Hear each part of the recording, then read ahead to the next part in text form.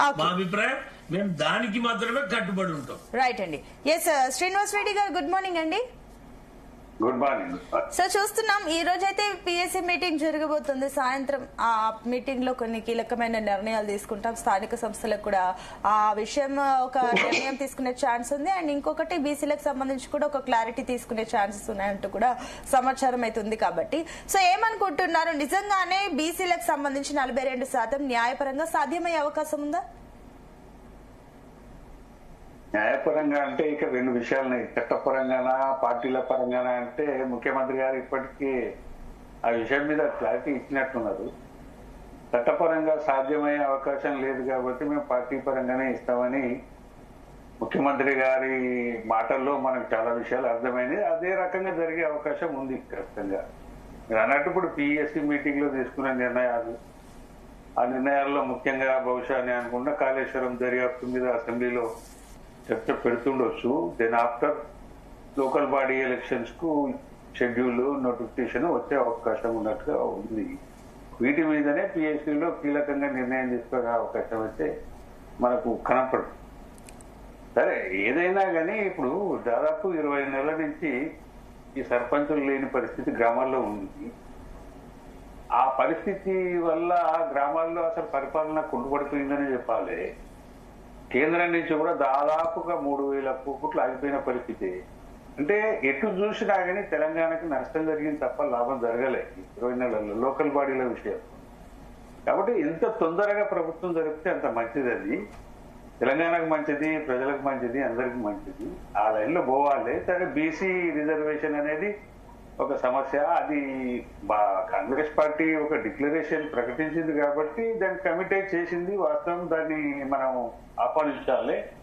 ఆ 42% అనేది ఇప్పుడు ఏంటంటే ఢిల్లీ కోర్టుకు నెట్టేసినాం, వాళ్ళు ఇస్తలేరు, మేము మాత్రం పార్టీ పరంగా ఇచ్చిపోతామనే ఒక బ్లేమ్ గేమ్ సహజంగా నడుస్తున్న పరిస్థితి అది రెండు పార్టీల మధ్య. అది ఏమున్నా కానీ కాంగ్రెస్ పార్టీ 42% ఇస్తా అంటుంది. ఖచ్చితంగా ఆచార్య గారి పార్టీ కూడా ఇస్తానే చెప్తుంది. ఏది అని ఎందుకు చెప్తుంది? ఎవరైనా ఇస్తారు. రిజర్వేషన్ చట్టపరంగా లేనప్పుడు పార్టీ పరంగా ఇవ్వాల్సిన పరిస్థితి తెలంగాణలో ఉంది. ఏంది ఇక్కడ పోలిన లోకల్ బాడీ ఎలక్షన్ లో కూడా బీసీలు దాదాపుగా 40% రిజర్వేషన్ లేకుండా గెలిచారు. ఇప్పుడు చట్టం ఉంటేనే బీసీలు గెలుస్తారు 42% అనేది ఏం లేదండి. సొసైటీలో లోకల్ బాడీ ఎలక్షన్ లో బీసీలు ఆ స్థాయిలో ఆ శాతంలో గెలుస్తున్న పరిస్థితి మన దగ్గర ఉంది. పోయినసారి గెలిచేది ఇప్పుడు గెలుస్తారు. కాబట్టి పార్టీలు కూడా ఎట్లయితే ఇస్తాయి. కాంగ్రెస్ పార్టీ చెప్తేనే 42% మంది కాంగ్రెస్ నుంచి పోటీ చేస్తారు, బీజేపీ నుంచి పోటీ చేస్తారు అనేది ఏం లేదు. మీకు సోషల్ గా తెలంగాణలో ఆ పరిస్థితి ఉన్నది. వాళ్ళు ఆ కాంటెస్ట్ లో ఉండగలుగుతారు. ఆ 40-42% మించే ఉంటారు కానీ తక్కువే ఉండరు. ఇప్పుడు కావాల్సింది ఏంది? చట్టబద్ధంగా అది ఎప్పుడైతే ఇప్పుడు ఆచార్య గారు కూడా చెప్తారు. ఏం చెప్తారంటే మా ప్రభుత్వం కేంద్రంలో కులగణన జనాభా గణనతో పాటు కులగణన చేస్తా అని ప్రధానమంత్రి ప్రకటించిండు. దాని తర్వాత ఖచ్చితంగా అన్ని పార్టీలకు వెసులుబాటు ఉంటది, అథెంటిక్ ఉంటది. బీసీల జనాభా ఎంత అనేది దాని ఆధారంగా దేశంలో ఉన్న 29 రాష్ట్రాలు కూడా ఎక్కడంటే అక్కడ రిజర్వేషన్ చేసుకునే వెసులుబాటు పెరుగుతుంది. అది మేము కూడా చేస్తాము అధికారంలోకి వస్తే. మేమే చెప్తున్నాము ముఖ్యమంత్రి బీసీ ముఖ్యమంత్రి అని. ఇవన్నీ వాళ్ళ అడ్వాంటేజ్ వాళ్ళు కూడా చెప్పుకునే అవకాశం ఉంది. ఇప్పుడు రేవంత్ ప్రభుత్వం కూడా చెప్పుకునే అవకాశం ఉంది, బీజేపీ కూడా చెప్పుకునే అవకాశం ఉంది.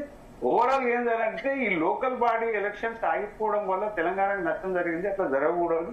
బీసీ రిజర్వేషన్ పార్టీలు ఇచ్చేది ఏంటండి? తెలంగాణ సమాజంలోనే అటువంటి పరిస్థితులు ఉన్నాయి. మీరు గమనించండి. మీరు ఎంపీటీసీ, జెడ్పీటీసీ, సర్పంచ్, ఈవెన్ లాస్ట్కి వస్తే వార్డు మెంబర్ల కాడి దాకా కూడా బీసీలు ఆ రేంజ్ ఆ పర్సంటేజ్ లో ఉన్నారు. ఇప్పుడు ఏంటంటే బ్లేమ్ గేమ్ తప్ప కొత్తదనం ఏం లేదండి. అంటే ఒకటి శ్రీనివాస్ రెడ్డి గారు, ఇప్పుడు లెక్క ప్రకారం చూస్తే కూడా గ్రామాల్లో కానివ్వండి చాలా మంది కూడా బీసీ రిజర్వేషన్లకు సంబంధించి ప్రజలు వెయిట్ చేస్తున్నారు. అంటే విద్య, ఉద్యోగం ఇలాంటి విషయాల్లో కూడా వారికి ఏమన్నా ఉపాధి విషయంలో వస్తుందేమని ఎక్స్పెక్ట్ చేస్తున్నారు. కానీ ఇప్పుడు కాంగ్రెస్ వచ్చేసి పార్టీ పరంగా ఇస్తామని చెప్పేసి అంటే ఈ నిర్ణయం అది ఏ మేర ఎఫెక్ట్ చూపిస్తుంది స్థానిక సంస్థల ఎన్నికల పైన?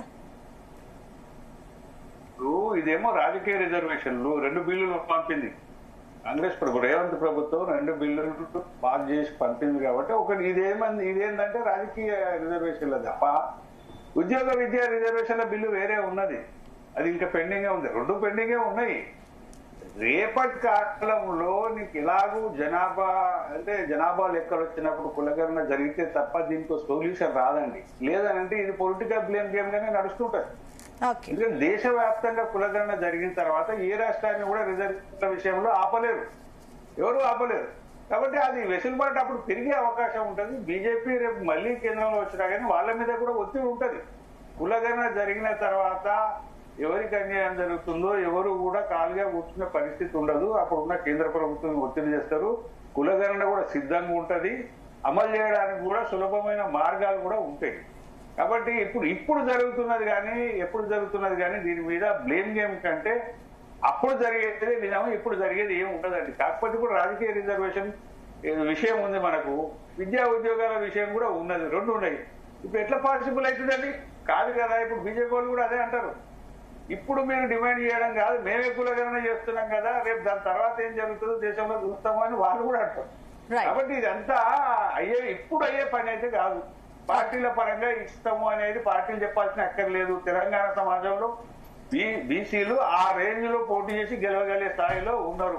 ఇంతవరకు మాత్రం నిజం త్వరగా లోకల్ బాడీ ఎన్నికలు జరిపి తెలంగాణకు రావాల్సిన పనులు 3,000 కోట్లు అక్కడ ఆగి ఉన్నాయి. అవి తెలంగాణకు వస్తే గ్రామాలు ఏమైనా బాగుపడే పరిస్థితి మాత్రం మంచిగా ఉంటుంది.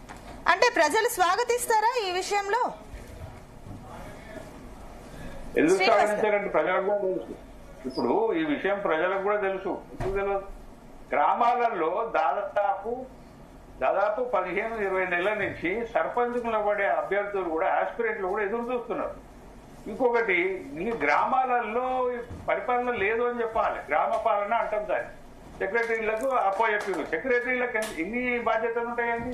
ఖాళీ పంచాయతీ అంటే గ్రామ పరిపాలన ఒకటే ఉండదు, రకరకాల బాధ్యతలు మళ్ళీ రాష్ట్ర ప్రభుత్వం ఖచ్చితంగా వాళ్ళకి అప్పచెప్తుంటది. వాళ్ళు నిజానికి గ్రామ సెక్రటరీలు ఇలా వాళ్ళు అప్పులు తీసుకొచ్చి రోడ్లు ఉడిపిస్తున్నామని చెప్తున్నారు.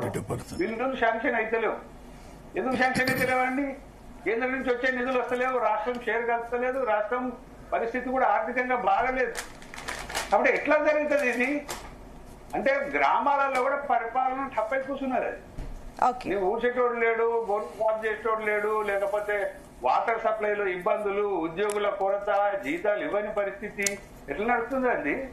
ఇప్పుడు ఎవరైనా ఉద్యోగి అంటే గ్రామ సెక్రటరీ ఎవరైతే ఉంటాడో ఆయన ప్రభుత్వ ఉద్యోగి కదా, పాపం ఆయన మీద సివిల్ సర్వీసెస్ కోసము మామూలుగా ప్రజలకు అందించాల్సిన సర్వీసుల కోసం ఇబ్బంది ఏర్పడుతుందని ఆయన అప్పులు తీసుకొచ్చి పనులు చేస్తే ఆయనకే బిల్లు రాని పరిస్థితి.